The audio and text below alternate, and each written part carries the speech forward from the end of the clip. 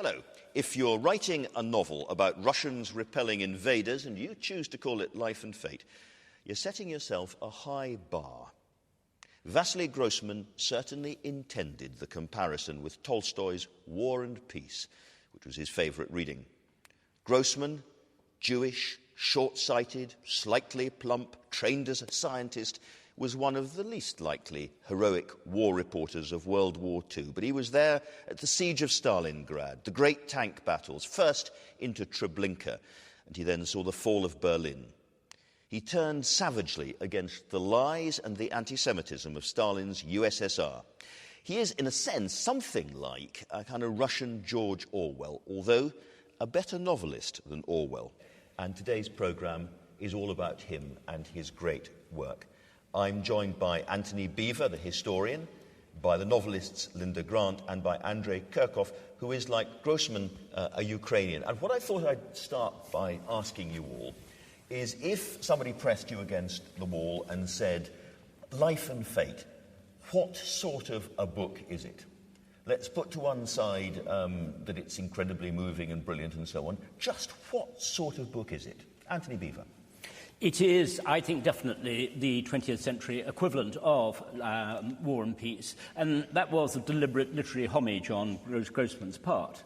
But in many ways it's much more than War and Peace, because the political element, the humanistic element that it introduces is far broader, far greater. For the very first time, we see the whole question of, is there a moral equivalence between class genocide or racial genocide, the comparison between the Nazi state and the Soviet state, and to what degree these two millstones together actually worked together in crushing everybody in between. You make it sound quite a daunting prospect for somebody who's looking for a novel to curl up with. It's a gripping read. The family, I mean, when I refer to War and Peace, it has a similar sprawling, epic family side to it. And the characters are so beautifully written and depicted because of Grossman's power of observation that I think one is completely carried away by them. You know them so well by the end of the book.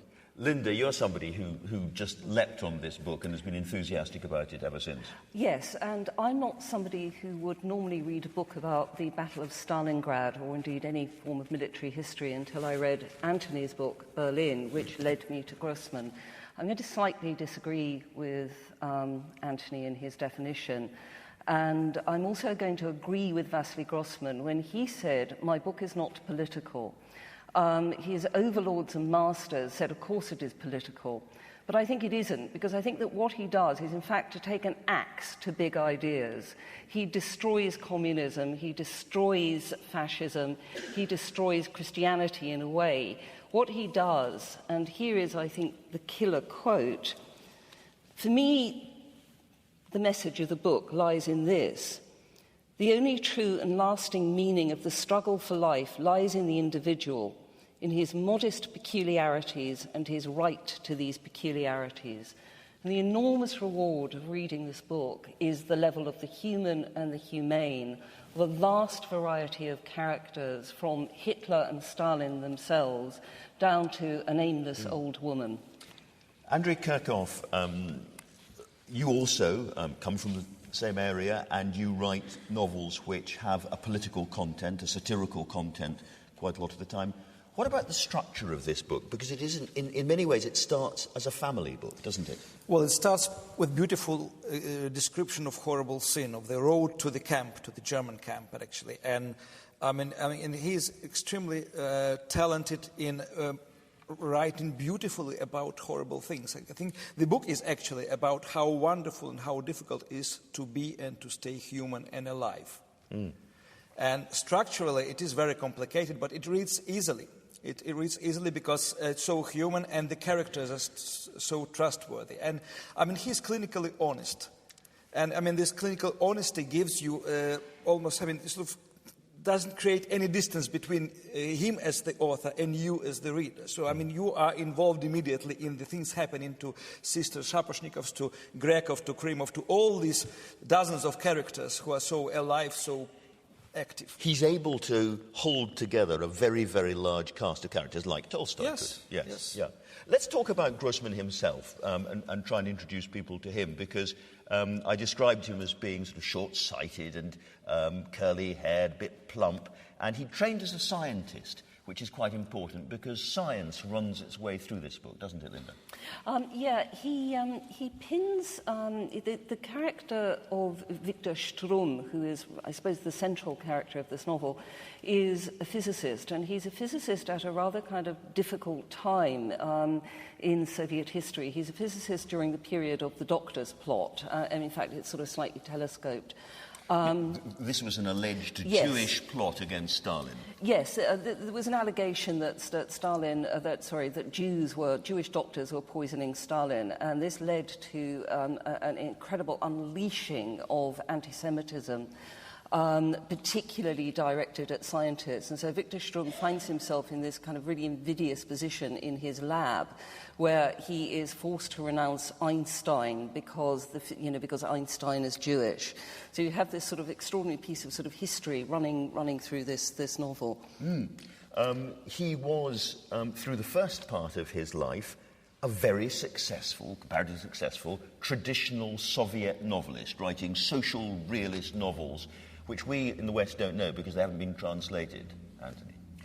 Yes, but I think that even Gorky, who, for example, admired his writing, was also uneasy at the time because he saw that even though Grossman acknowledged some of the socialist realism definitions or manners of writing, there was still a sort of compulsive, subversive element underneath. And it was really a question of time when that was going to come out. And I think that it was the experience of the war and, of course, the experience of the Holocaust and everything else, which then started to explode afterwards. Andrey Kurkov, you're a particular admirer of his war reporting and his journalism, because it should be said, this is a novel by a journalist, and it's got the advantages of great journalism with none of the disadvantages of rubbish journalism in it. But he fought very hard to get into the Red Army war correspondence unit, didn't he? Well, I mean, he could stay in evacuation because he had tuberculosis. He actually was allowed not to go to... He couldn't see very well. Yeah, he wasn't very fit. Yes. But, he loved it in a way because he wanted to see the truth. And I think this love for truth actually what drove him to Stalingrad and to the most dangerous places where the war took place. And I think without actually these diaries, war correspondence diaries, the novel wouldn't exist because a lot of things he saw, he actually observed, he used then. There are actually episodes which sort of echo from the diaries, and then you find the traces of them in the book. He had, I mentioned George Orwell right at the beginning, but he had George Orwell's ability to see very, very sharply things that other people hadn't quite noticed. I think you've used in the past a wonderful example of the dogs. Yeah, I mean, this is one of the myths which existed, I think, and he just picked it up and made it public, about the stray dogs in Stalingrad, in ruins, which could differentiate the noise of German bombers from the noise of Soviet bombers, and they would bark at German bombers, sort of warning the Soviet soldiers to go into hideouts. There is buried in all of this a pretty hideous story, a lot of humour, of course. And this, Linda, as a novelist, this ability to focus on tiny little details that just tell you much more than pages and pages of sort of political writing. Yeah, I mean, his background as a journalist, I think, is absolutely critical to the writing of this book, because a great deal of what's in this novel is to do with his ability to see and to listen rather than to sit in a room alone. And so throughout the book, there are hundreds, possibly thousands of small vignettes of people he has seen. And he will sort of introduce a character who is only there for 2 pages, for example. He describes a German soldier. This is after the defeat of the Germans at Stalingrad. And he said he was a big man and he was very well respected, but now he is, his clothes are in rags and he's thin. And an old woman comes and says to him, good morning. He says good morning to an old Russian woman, and she says good morning to him. And there is a degree of warmth. And he says, and they forgot this immediately. And there was only one witness to it. And you know that he's the witness. And he has this extraordinary ability not to dive very particularly deeply into character, but to sum up individuals in a sort of a vignette. One of the most remarkable things that I discovered was that when he was a war correspondent, he didn't take any notes. And he was renowned, apparently, for the fact that he could get people to talk. And it's because, of course, he didn't have that sort of distancing thing, the notebook, which makes him official. And he had, apparently, a prodigious memory, and he would go home and he would take notes. So you have this feeling that you're going through a wormhole into the past, into real life, into the reality of what it was like in the Soviet Union in the 1940s, and it is quite likely that these were all real people that he came across. One of the greatest ever war correspondents, Anthony? I think so, purely because he was able to, as Linda says, get the people to talk. But it was also because he took such a passionate interest in the subject. I mean, here, and this is a great paradox, here is Grossman, the most unmilitary Jewish Moscow intellectual, who's actually fascinated by the details of war. And actually, he taught himself a lot right at the beginning, whether it's to shoot a pistol, and of course all the others were rather miffed when he beat them at pistol shooting. And the way that not only did he learn the language, and he loved the slang, he was obviously fascinated by the slang, so that he was able to talk to the soldiers in their own language. And this is the most astonishing thing, that he could win their trust. Even during the Battle of Stalingrad, being trusted by the sniper Chekhov to accompany him on one of his stakeouts and watch him shoot Germans. And he was always on the front line, going to the most dangerous... I mean, he took extraordinary personal risks. 1,000 days at the front. I mean, it was far beyond any other correspondent. Actually, other journalists knew where the new offensive will be because, first of all, Grossman was sent there by the newspaper in preparation of the attack of the Soviets. There's a marvellous quote by the other great Soviet Jewish writer, Isaac Babel, when he's talking about Jews, and he says they have spectacles on their nose and autumn in their hearts, and they play the rowdy at their desks. And Vasily Grossman, you can see by looking at him, here is a picture of a man with spectacles on his nose and autumn in his heart, who does this extraordinary thing of leaving his desk and playing the rowdy out there in the real world. Absolutely. And he was, of course, incredibly famous in Soviet Russia during the war. He was the Red Army's sort of star correspondent, and they all read his reports until the newspapers fell apart in their hands. Absolutely, above all the soldiers, because there was so much rubbish, so much propaganda rubbish. Grossman himself ridiculed it when he talked to one other correspondent, the sort who writes a story about how Ivan Pupkin could kill 20 Germans with a spoon. And, I mean, those were some of the grotesque stories which were coming out in 1941 during the great disaster of the retreat. But because Grossman wrote the truth, and at times that put pressure on his own editor, this meant that the soldiers loved him and really did respect him. And actually, even after the war, one of his articles was published separately and circulated among the judges of Nuremberg process. The article about concentration camps. He was the first into Treblinka, of course, wasn't he? Yes, he was the first to enter Treblinka. Going into Treblinka, the Germans had tried to remove as much as they could of what was there, and Grossman was straight in and started to tell the truth. But it was partly Grossman's reputation for honesty. One has to remember he was then with the 8th Guards Army, the old army from Stalingrad, that they allowed him to sit in on the interrogation of captured guards and others. So he actually had eyewitness material, contemporary material of that very moment, and that is something which is all historians just long for. And that's in many ways why it is such a brilliant account. Now, he got certain things wrong. In terms of calculations of how many people passed through Treblinka and all the rest of it. That's totally unimportant in a way. The vital thing was that through his imagination, based on fact and entirely on research, he was able to recreate what it was like for the people arriving and the whole process. And it was the detail which made all the difference. Linda? Yeah, I mean, I think I'm correct in saying that there is nothing left of Treblinka. I mean, it doesn't exist, does it? There's nothing there. Yeah, unlike Auschwitz or Theresienstadt. And is probably the last resting place of those relatives of mine who didn't come from... didn't leave Poland at the turn of the last century because they lived not far away. My father was born not far from Treblinka, a town which was used as the staging post. So, what we know about Treblinka is from direct observation. And I think the thing about reporting, which has largely been forgotten in our age of comment journalism, which pervades absolutely everything, or opinion journalism, is getting out of the office and going there. And the point about Vasily Grossman was what he describes is what he saw.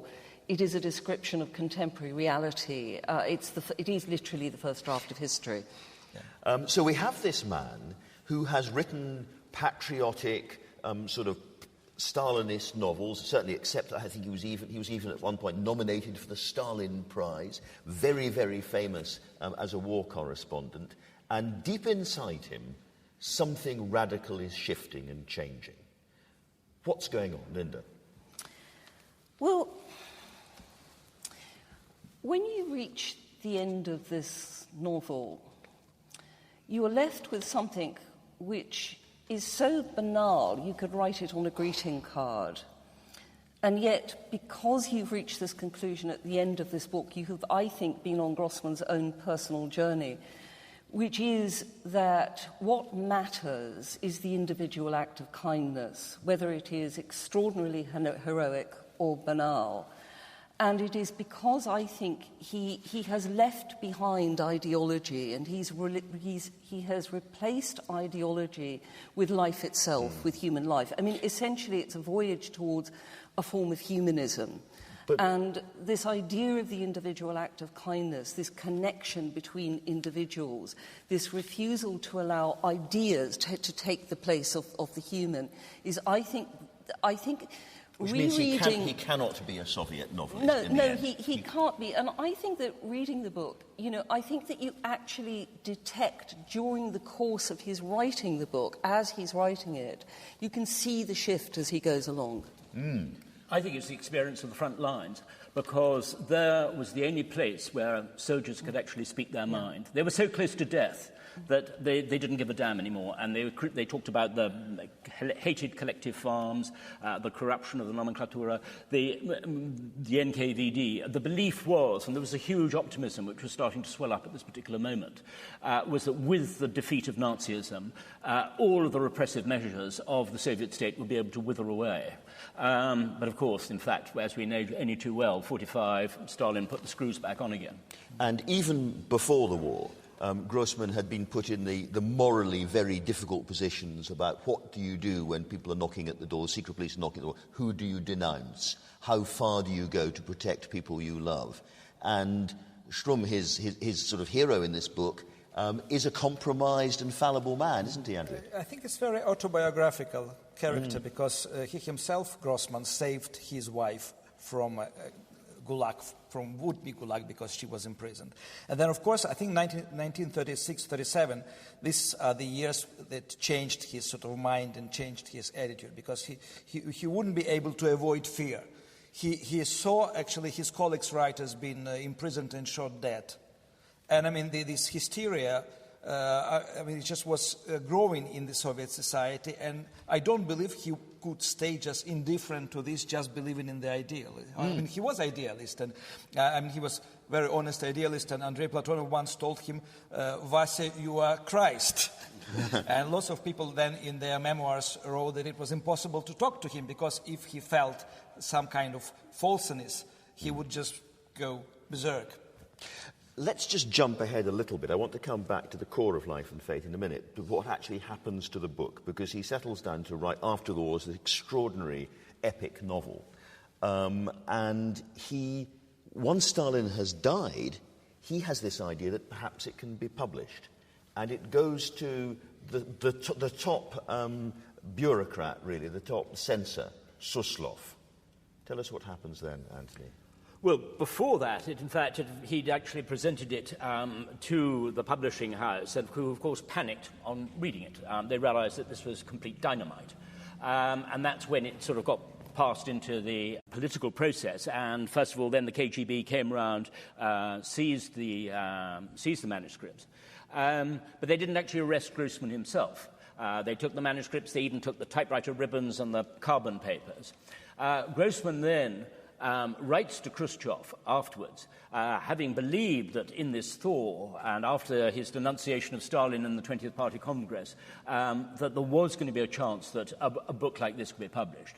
But I think that although he wasn't naive in the sense that he'd already squirreled away a couple of extra copies, he was naive in failing to fully appreciate the reaction of those who'd actually been involved in Stalinism and had a lot to defend themselves. So he said they arrested the book, didn't they? They arrested the book. They just, so far as he was concerned, it had gone forever. But there's a wonderful story that there was a copy of it that everyone had forgotten about. It was said to be in a satchel, in a dacha, underneath a coat, hanging on, and it had been forgotten about. Well, I mean, there are many different versions of the stories of how it was saved, but that was certainly one of them. And in fact, there were a couple of manuscripts, and in the end, there were several different microfilms which were smuggled out afterwards.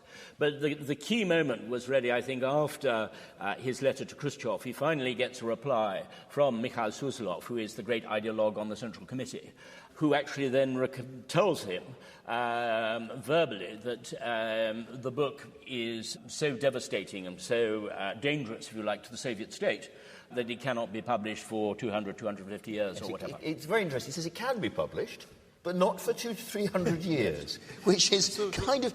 But it's the greatest compliment that any totalitarian regime could possibly... He didn't believe himself that the state will be...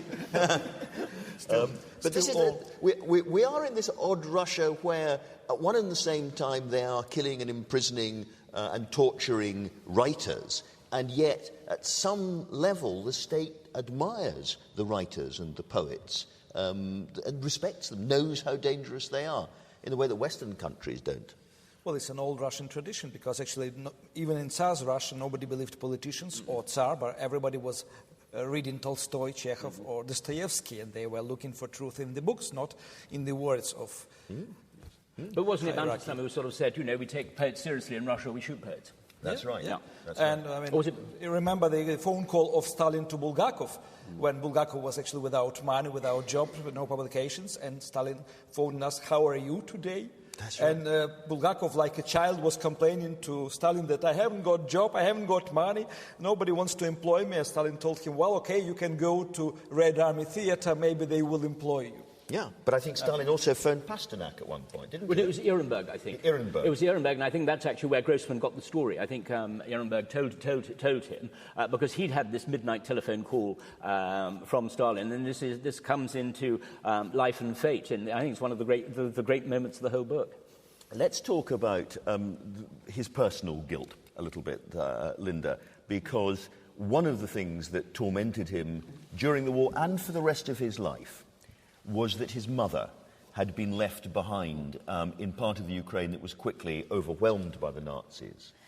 Yeah, I understand that his second wife didn't particularly get on with his mother, and that he sent his daughter away to live with his mother. They became separated in his hometown of Berdichev, and the Nazis came in and she was killed. And the book is really suffused with a torment and tragedy about a relationship between sons and mothers. And I think that it's generally agreed that the most momentous chapter in the book is a letter which the Victor Strum's mother writes to her son from a concentration camp, in which she says, "I want you to know what my last days were like."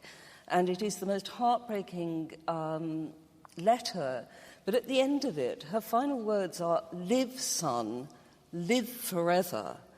There is a second moment in the book which is almost more harrowing, I think, where a a woman doctor in her 50s. This is the withering bit. Yes, a woman doctor in her 50s who is a virgin. She says, the only time she'd ever been touched was by her own mother. She's obviously not had any, emotional life at all, sexual life. And she's on the transport, it's obviously to Auschwitz-Birkenau, and there's a little boy who is on his own. He's come completely disconnected from his parents, and when he is selected for the gas chambers, she is not selected, but she decides to go with him so he should not die alone. And the very last thing that as she holds his hand, she thinks, at last I am a mother. And these are the last things she thinks before she dies. That is the monumental act of kindness in this novel. And I think it is, a homage out of tremendous guilt on his part that a mother gives life, a mother is there with her son, and that he has failed his own mother. And there is also a moment early on in the book where a mother is going to find her son who has been severely wounded at the front and arrives to find that he has already died. That is also extraordinarily moving. This is a novel of family relationships, particularly between parents and children. And how important, Andrey, do you think it was to what happened to Grossman, his turning fully against the Stalinist Soviet regime? How important was the experience of the anti-Semitism and the realization that anti-Semitism was almost as rife in the USSR, in parts of the USSR, mentally at least, as it was in the Germany? I think actually, I believe it was quite a surprise for him, the new wave of anti-Semitism in Moscow when the anti-fascist Jewish committee was disbanded and Mikhail's killed and the other people prosecuted. I think after Auschwitz, after the Holocaust, it was like a second hit on his head, and after this he wouldn't recover. I think he wouldn't believe in anything good coming from the state. Because for Stalin and Suslov, actually singling out the Jews as the main victims of the Shoah, the Holocaust, was not ideologically acceptable, was it? It was not correct, yes. No. In fact, the slogan was, do not divide the dead, i.e. they should all be treated as Soviet dead. But Grossman, I think, was, to begin with, didn't believe anti-Semitism. When Ehrenberg warned him about, say, what Sholokhov had been saying and the anti-Semitic remarks that he'd made, Grossman simply couldn't believe it at this sort of moment of the Great Patriotic War. How could this happen?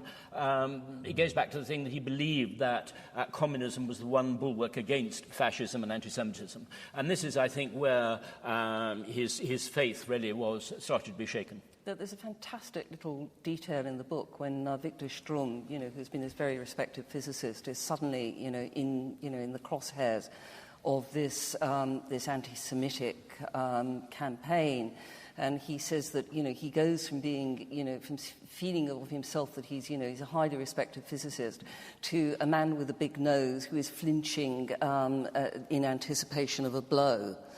I think the thing about the Grossman family is that his parents were middle class, they were highly educated. He did not come from a shtetl.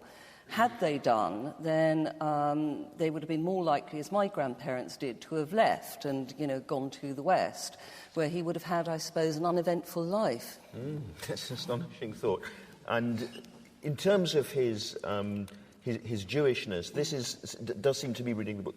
This is absolutely crucial.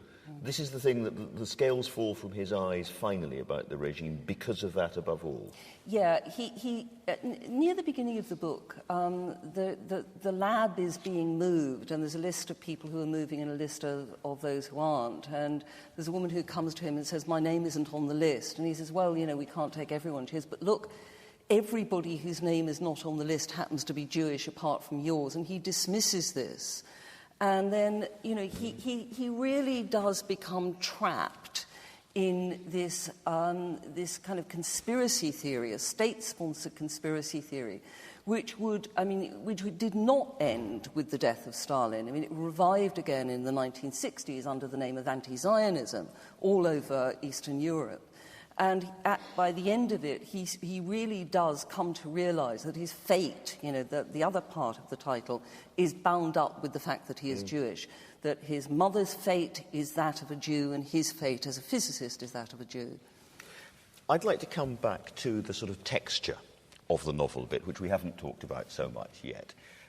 Because, Andrey, you were talking about his war reporting earlier on, and it seems to me one of the things that you get from this book is that life in the front line of a war like this is horrendous and very noisy, and there's lots of grotesque scenes of carnage, but it's also punctuated by moments of beauty and silence. Yeah, it's very laconic, very light, and actually I think sometimes he writes these diaries with a very light hand. I mean, it's almost like writing about nature, not about the war.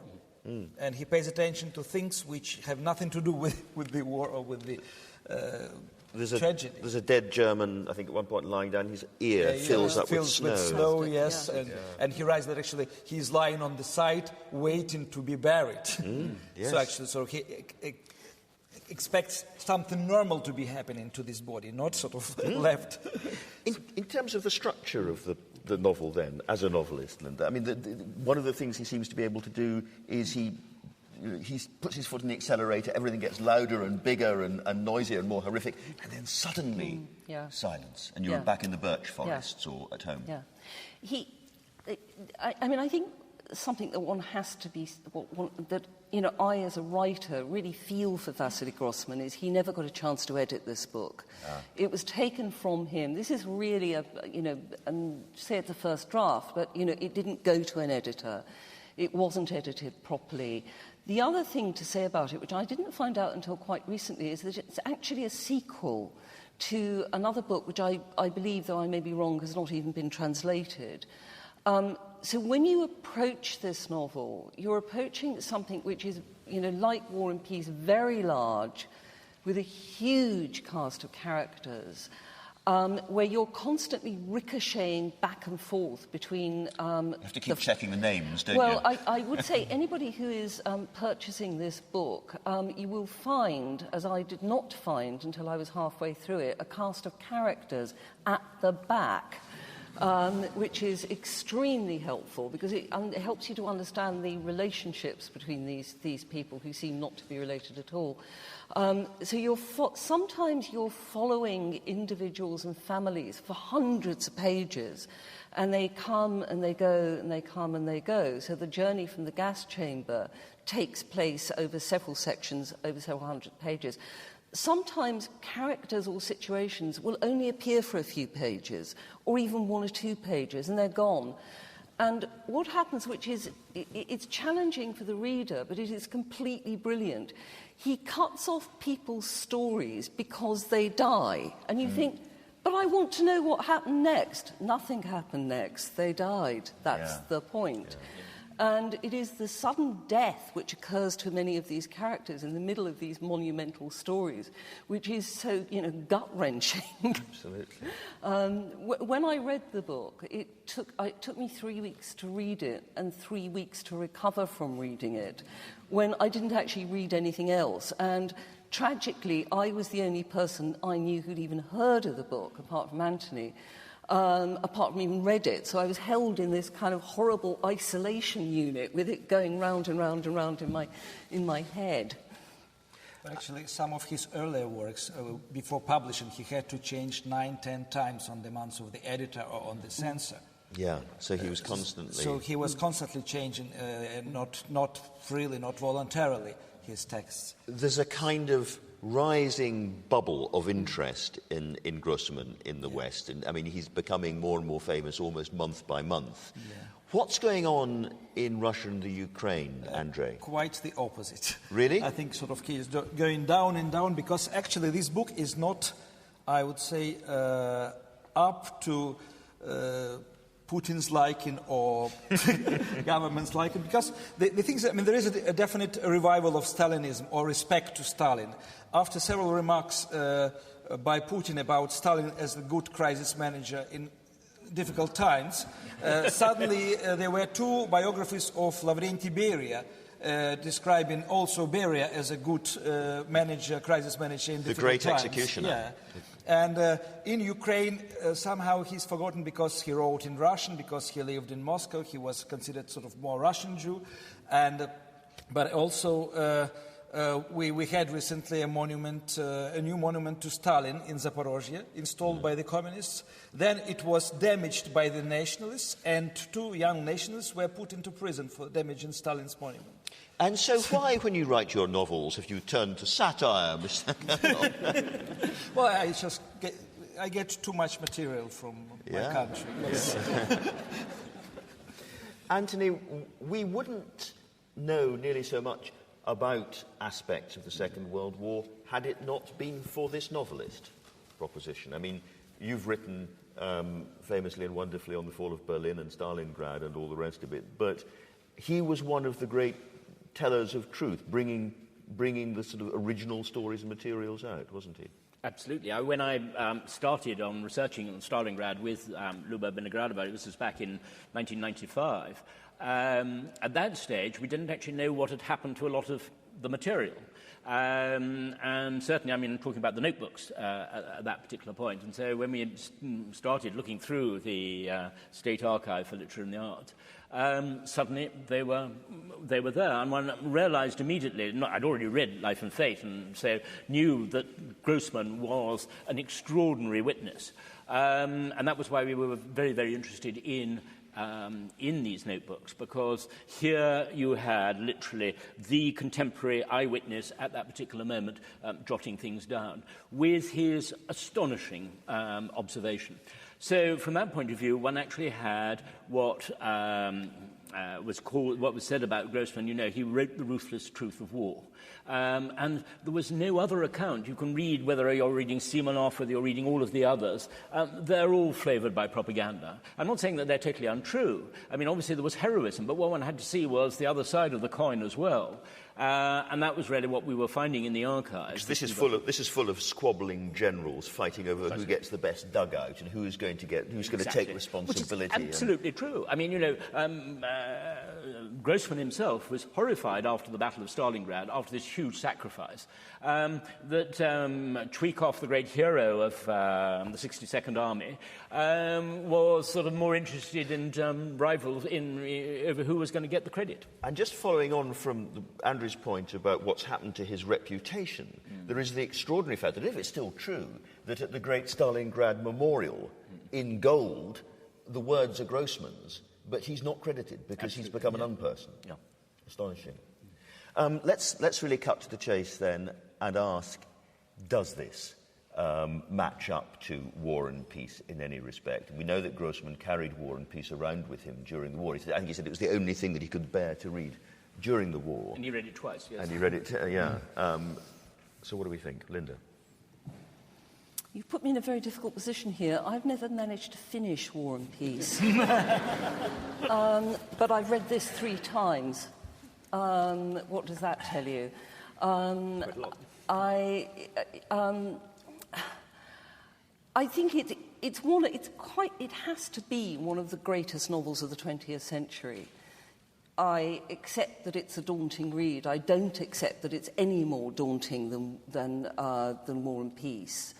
The fact that perhaps that, you know, I find War and Peace a duller book than this. Well, I would agree. Really? I would agree. Yes. Especially the historical lectures. Yes. War and Peace is very pompous. Yes, and exactly. And the author is there more important than his characters. And actually, there are no little people there with their real sort of problems and emotions. Well, we've been discussing a kind of culture of censorship, so it's difficult for me, but I have to come in and say it is official Radio 4 policy that no novel is greater than War and Peace. Certainly my view. So if we've reached the point where Grossman is dying, his great life's work has been seized by the KGB, and he really thought, did he not, that it would never be read by anybody? I mean, the notion of people sitting in Oxford or sitting in Britain discussing this book would have been utterly incredible to him. Yeah, whenever I get a bad review, I remember that.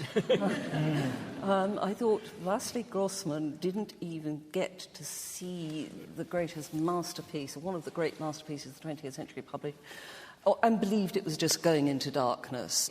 I think for any novelist to know that not only is your work unpublished, unread, but that it may never see the light of day is horrific. We shouldn't be too finger-wagging, but is this a book that everybody should read? Everybody who's interested in history or the novel? I'm sure everybody should read it. And then maybe if his earlier, more socialist, realist short stories are published in English, I think it would be very interesting for the readers to compare early idealist and almost communist Grossman with the later idealist but already anti-communist. Antony, an essential book? Yes. I mean, anybody who wants to understand the whole of the Stalinist era, but also that interrelationship between fascism and communism and the way that it dominated the whole of the 20th century, as well as wanting to enjoy a fascinating family story. It is all there. Well, Linda, you've already said it was better than War and Peace, so I don't need to ask you to revisit that painful parallel, at least to me. Thank you all very much.